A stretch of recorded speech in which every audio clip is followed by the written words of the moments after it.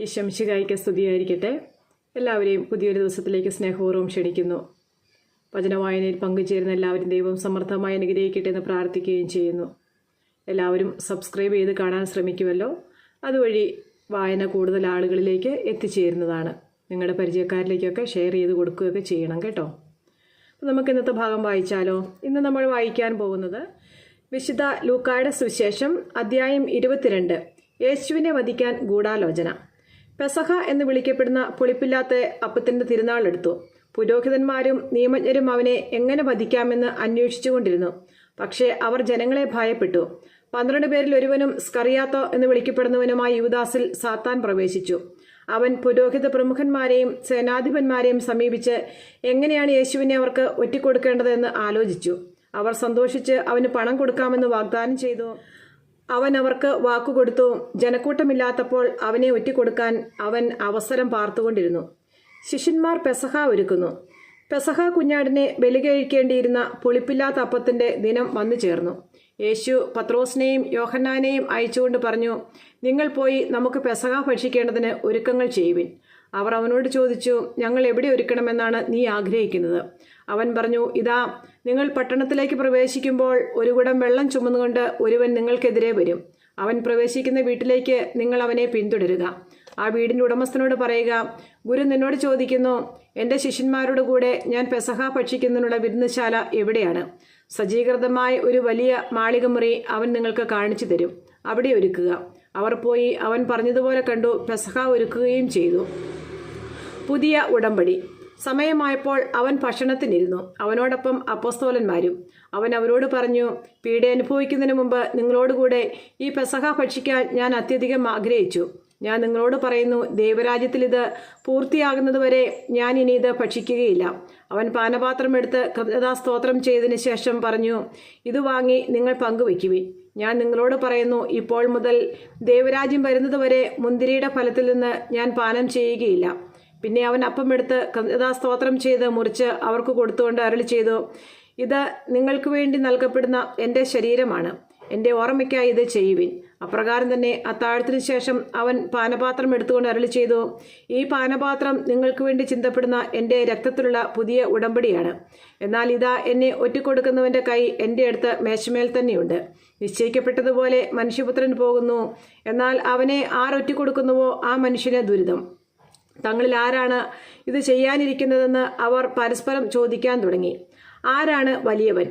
തങ്ങളിൽ വലിയവൻ ആരാണ് എന്നൊരു തർക്കം അവരുടെ ഇടയിലുണ്ടായി. അപ്പോൾ അവൻ അവരോട് പറഞ്ഞു, വിജാതീയരുടെ മേൽ അവരുടെ രാജാക്കന്മാർ ആധിപത്യം അടിച്ചേൽപ്പിക്കുന്നു. തങ്ങളുടെ മേൽ അധികാരമുള്ളവരെ അവർ ഉപകാരികളായി കണക്കാക്കുകയും ചെയ്യുന്നു. എന്നാൽ നിങ്ങൾ അങ്ങനെയായിരിക്കരുത്. നിങ്ങളിൽ ഏറ്റവും വലിയവൻ ഏറ്റവും ചെറിയവനെ പോലെയും അധികാരമുള്ളവൻ ശുശ്രൂഷകനെ പോലെയും ആയിരിക്കണം. ആരാണ് വലിയവൻ? ഭക്ഷണത്തിനിരിക്കുന്നവനോ പരിചരിക്കുന്നവനോ? ഭക്ഷണത്തിനിരിക്കുന്നവനല്ലേ? ഞാനാകട്ടെ നിങ്ങളുടെ ഇടയിൽ പരിചരിക്കുന്നവനെ പോലെയാണ്. എൻ്റെ പരീക്ഷകളിൽ എന്നോടുകൂടെ നിരന്തരം ഉണ്ടായിരുന്നവരാണ് നിങ്ങൾ. എൻ്റെ പിതാവ് എനിക്ക് രാജ്യം കൽപ്പിച്ചു തന്നിരിക്കുന്നത് പോലെ ഞാൻ നിങ്ങൾക്കും തരുന്നു. അത് നിങ്ങൾ എൻ്റെ രാജ്യത്തിൽ എൻ്റെ മേശയിൽ നിന്ന് ഭക്ഷിക്കുകയും പാനം ചെയ്യുകയും സിംഹാസനങ്ങളിലിരുന്ന് ഇസ്രായേലിലെ 12 ഗോത്രങ്ങളെ വിധിക്കുകയും ചെയ്യുന്നതിനു വേണ്ടിയത്രേ. പത്രോസ് ഗുരുവിനെ നിഷേധിക്കും. ശിമിയോൻ, ശിമിയോൻ, ഇതാ സാത്താൻ നിങ്ങളെ ഗോതമ്പ് പോലെ പാറ്റാൻ ഉദ്യമിച്ചു. എന്നാൽ നിന്റെ വിശ്വാസം ക്ഷയിക്കാതിരിക്കാൻ ഞാൻ നിനക്ക് വേണ്ടി പ്രാർത്ഥിച്ചു. നീ തിരിച്ചു വന്ന് നിന്റെ സഹോദരരെ ശക്തിപ്പെടുത്തണം. ശിമിയോൻ പറഞ്ഞു, കർത്താവേ, നിന്റെ കൂടെ കാരാഗൃഹത്തിലേക്ക് പോകാനും മരിക്കാൻ തന്നെയും ഞാൻ തയ്യാറാണ്. അവൻ പറഞ്ഞു, പത്രോസേ, ഞാൻ നിന്നോട് പറയുന്നു, നീ എന്നെ അറിയുകയില്ല എന്ന് 3 പ്രാവശ്യം നിഷേധിച്ചു പറയുന്നതിന് മുമ്പ് ഇന്ന് കോഴി കൂവുകയില്ല. പണവും വാളും കരുതുക. അനന്തരം അവൻ അവരോട് ചോദിച്ചു, ഞാൻ നിങ്ങളെ മടിശീലയോ ഭാണ്ഡമോ ചെരുപ്പോ ഇല്ലാതെ അയച്ചപ്പോൾ നിങ്ങൾക്ക് എന്തിനെങ്കിലും കുറവുണ്ടായോ? അവർ പറഞ്ഞു, ഒന്നിനും കുറവുണ്ടായില്ല. അവൻ പറഞ്ഞു, എന്നാൽ ഇപ്പോൾ മടിശീലയുള്ളവൻ അതെടുക്കട്ടെ. അതുപോലെ തന്നെ ഭാണ്ഡവും. വാളില്ലാത്തവൻ സ്വന്തം കുപ്പായം വിറ്റ് വാൾ വാങ്ങട്ടെ. ഞാൻ നിങ്ങളോട് പറയുന്നു, അവൻ നിയമ ലംഘകരോടുകൂടെ എണ്ണപ്പെട്ടു എഴുതെപ്പെട്ടിരിക്കുന്നത് എന്നിൽ നിവൃത്തിയാകേണ്ടിയിരിക്കുന്നു.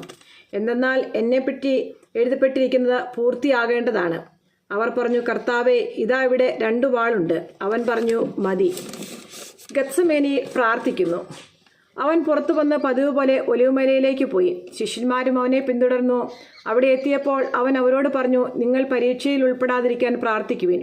അവൻ അവരിൽ നിന്ന് ഒരു കല്ലേറ് ദൂരം മാറി മുട്ടിന്മേൽ വീണ് പ്രാർത്ഥിച്ചു, പിതാവേ, അങ്ങേക്ക് ഇഷ്ടമെങ്കിൽ ഈ പാനപാത്രം എന്നിൽ നിന്ന് അകറ്റണമേ. എങ്കിലും എൻ്റെ ഹിതമല്ല, അവിടുത്തെ ഹിതം നിറവേറട്ടെ. അപ്പോൾ അവനെ ശക്തിപ്പെടുത്താൻ സ്വർഗത്തിൽ നിന്ന് ഒരു ദൂതൻ പ്രത്യക്ഷപ്പെട്ടു.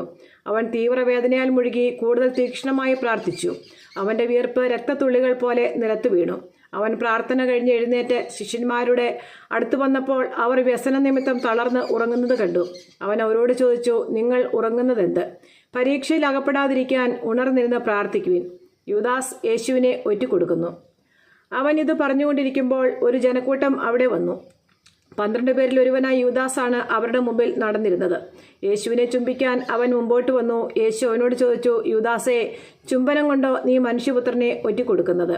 എന്താണ് സംഭവിക്കാൻ പോകുന്നതെന്ന് കണ്ടപ്പോൾ യേശുവിനോട് കൂടെ ഉണ്ടായിരുന്നവർ, കർത്താവേ, ഞങ്ങൾ വാളെടുത്ത് വെട്ടട്ടെയോ എന്ന് ചോദിച്ചു.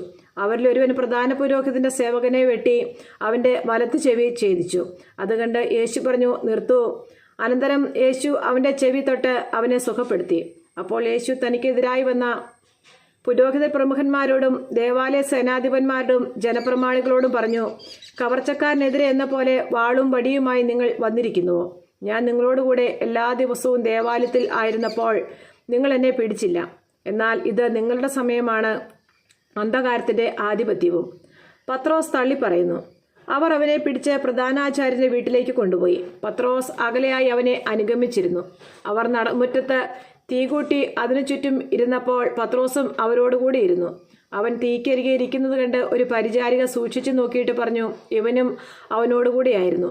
എന്നാൽ പത്രോസ് അത് നിഷേധിച്ച, സ്ത്രീയെ, അവനെ ഞാൻ അറിയുകയില്ല എന്ന് പറഞ്ഞു. അല്പം കഴിഞ്ഞ് വേറൊരാൾ പത്രോസിനെ കണ്ടിട്ട് പറഞ്ഞു, നീയും അവരിൽ ഒരുവനാണ്. അപ്പോൾ അവൻ പറഞ്ഞു, മനുഷ്യ, ഞാനല്ല. ഏകദേശം 1 മണിക്കൂർ കഴിഞ്ഞ് വേറൊരാൾ ഉറപ്പിച്ചു പറഞ്ഞു, തീർച്ചയായും ഈ മനുഷ്യനും അവനോടുകൂടിയായിരുന്നു. ഇവനും ഗലീലിയക്കാരനാണല്ലോ. പത്രോസ് പറഞ്ഞു, മനുഷ്യ, നീ പറയുന്നത് എന്തെന്നാണെന്ന് എനിക്ക് അറിഞ്ഞുകൂടാ. അവനിത് പറഞ്ഞുകൊണ്ടിരിക്കുമ്പോൾ തന്നെ കോഴി കൂവി. കർത്താവ് പത്രോസിന്റെ നേരെ തിരിഞ്ഞ് അവനെ നോക്കി. ഇന്ന് കോഴി കൂവുന്നതിന് മുമ്പ് 3 പ്രാവശ്യം നീ എന്നെ നിഷേധിക്കുമെന്ന് കർത്താവ് പറഞ്ഞ വചനം അപ്പോൾ പത്രോസ് ഓർമ്മിച്ചു. അവൻ പുറത്തുപോയി മനനൊന്ത് കരഞ്ഞു. യേശുവിനെ പരിഹസിക്കുന്നു. യേശുവിന് കാവൽ നിന്നിരുന്നവർ അവനെ പരിഹസിക്കുകയും അടിക്കുകയും ചെയ്തു. അവർ അവൻ്റെ കണ്ണുകൾ മൂടിക്കൊണ്ട്, നിന്നെ അടിച്ചവൻ ആരെന്ന് പ്രവചിക്കുക എന്ന് പറഞ്ഞു. അവർ അവനെ അധിക്ഷേപിച്ച് അവനെതിരായി പലതും പറഞ്ഞു. ന്യായാധിപ സംഘത്തിൻ്റെ മുമ്പാകെ പ്രഭാതമായപ്പോൾ പുരോഹിത പ്രമുഖന്മാരും നിയമജ്ഞരും ഉൾപ്പെടുന്ന ജനപ്രമാണികളുടെ സംഘം സമ്മേളിച്ചു. അവർ അവനെ തങ്ങളുടെ സംഘത്തിലേക്ക് കൊണ്ടുവന്ന് പറഞ്ഞു, നീ ക്രിസ്തുവാണെങ്കിൽ അത് ഞങ്ങളോട് പറയുക. അവൻ അവരോട് പറഞ്ഞു, ഞാൻ പറഞ്ഞാൽ നിങ്ങൾ വിശ്വസിക്കുകയില്ല. ഞാൻ ചോദിച്ചാൽ നിങ്ങൾ ഉത്തരം തരികയുമില്ല. ഇപ്പോൾ മുതൽ മനുഷ്യപുത്രൻ ദൈവശക്തിയുടെ വലതുവശത്ത് ഇരിക്കും. അവരെല്ലാവരും കൂടെ ചോദിച്ചു, അങ്ങനെയെങ്കിൽ നീ ദൈവപുത്രനാണോ? അവൻ പറഞ്ഞു, നിങ്ങൾ തന്നെ പറയുന്നുവല്ലോ, ഞാനാണെന്ന്. അവർ പറഞ്ഞു, ഇനി നമുക്ക് വേറെ സാക്ഷ്യം എന്തിന്? അവൻ്റെ നാവിൽ നിന്ന് തന്നെ നാം അത് കേട്ട് കഴിഞ്ഞു. നമ്മുടെ കർത്താവായ മിശിഹായ്ക്ക് സ്തുതി. സങ്കീർത്തന പുസ്തകത്തിലുള്ള വായന, അധ്യായം 66. കർത്താവിനെ സ്തുതിക്കുവിൻ. ഭൂവാസികളെ ആഹ്ലാദത്തോടെ ദൈവത്തിന് ആർപ്പ് വിളിക്കുവിൻ. അവിടുത്തെ നാമത്തിന്റെ മഹത്വം പ്രകീർത്തിക്കുവിൻ. സ്തുതികളാൽ അവിടുത്തെ മഹത്വപ്പെടുത്തുവിൻ. അവിടുത്തെ പ്രവൃത്തികൾ എത്ര ഭീതിജനകം!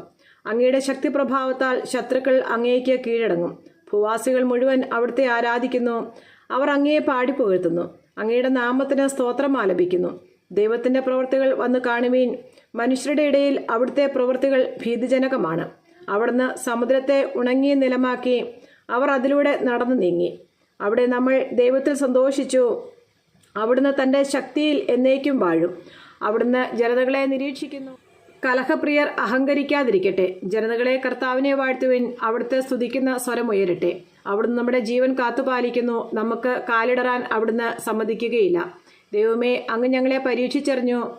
ഞങ്ങളെ വെള്ളിയെന്ന പോലെ അങ്ങ് പരിശോധിച്ചു. അവിടുന്ന് ഞങ്ങളെ വലയിൽ കുടുക്കി ഞങ്ങളുടെ മേൽ വലിയ ഭാരം ചുമത്തി. ശത്രുക്കൾ ഞങ്ങളെ ചവിട്ടിമെതിക്കാൻ അങ്ങ് ഇടയാക്കി. ഞങ്ങൾ തീയിലും വെള്ളത്തിലും കൂടി കടക്കേണ്ടി വന്നു. എങ്കിലും അങ്ങ് ഞങ്ങളെ വിശാല ഭൂമിയിൽ കൊണ്ടുവന്നു. ദഹനബലിയുമായി ഞാൻ അങ്ങയുടെ ആലയത്തിൽ വരും. അങ്ങയോടുള്ള എൻ്റെ നേർച്ചകൾ ഞാൻ നിറവേറ്റും. കഷ്ടതയിലായിരുന്നപ്പോൾ എൻ്റെ നാവുകൊണ്ട് നേർന്നതാണവ. കൊഴുത്ത മൃഗങ്ങളെ ദഹനബലിയായി ഞാൻ അങ്ങേക്ക് അർപ്പിക്കും. ഉട്ടാടുകളുടെ ബലിയുടെ ധൂമമുയരും. കാളകളെയും ആടുകളെയും ഞാൻ കാഴ്ചയർപ്പിക്കും. ദൈവഭക്തരെ വന്ന് കേൾക്കുവീൻ. അവിടുന്ന് എനിക്ക് വേണ്ടി ചെയ്തതെല്ലാം ഞാൻ വിവരിക്കാം. ഞാൻ അവിടുത്തോട് ഉച്ചത്തിൽ വിളിച്ചപേക്ഷിച്ചു. എൻ്റെ നാവുകൊണ്ട് ഞാൻ അവിടുത്തെ പുകഴ്ത്തി. എൻ്റെ ഹൃദയത്തിൽ ദുഷ്ടത കുടിയിരുന്നെങ്കിൽ കർത്താവ് കേൾക്കുമായിരുന്നില്ല. എന്നാൽ ദൈവം കേട്ടിരിക്കുന്നു, എൻ്റെ പ്രാർത്ഥനയുടെ സ്വരം അവിടുന്ന് ശ്രദ്ധിച്ചിരിക്കുന്നു. ദൈവം വാഴ്ത്തപ്പെടട്ടെ. അവിടുന്ന് എൻ്റെ പ്രാർത്ഥന തള്ളിക്കളഞ്ഞില്ല, അവിടുത്തെ കാരുണ്യം എന്നിൽ നിന്ന് എടുത്തു കളഞ്ഞില്ല. ദൈവമായ കർത്താവിന് സ്തുതി.